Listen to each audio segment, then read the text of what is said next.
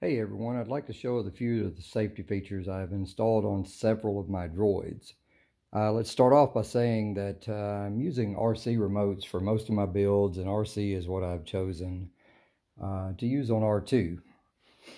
The question may be why RC over other systems, and I think safety and reliability are my #1 concerns.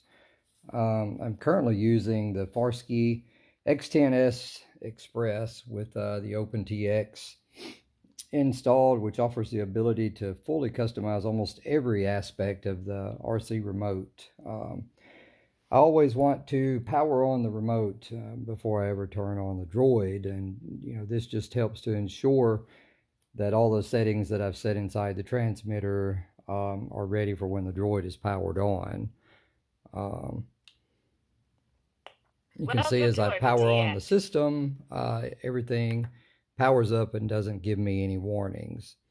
So if I power off the transmitter again and then say I forgot to turn off a switch, I go to turn on the transmitter, and it will warn me that I have one of the switches in a position that shouldn't be on when I go to power on the droid. As we continue along, you don't want to ignore these warnings or turn them off. They're there for a reason, and use them if you need to. Once the transmitter is turned on, then I'll power up the droid, not having to worry that the drive system is going to power on when I cut on the power.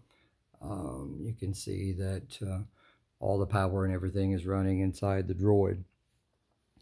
When I get ready to move the droid, I can basically just turn on the switch. That will activate the drive system, and then we can move the droid back and forth safely. And once we get to a position where we're happy with the droid's position, we'll just turn the switch off, and then that turns off the drive system. That's mainly done by using a Pico switch on the inside that's made by Dimensional Engineering.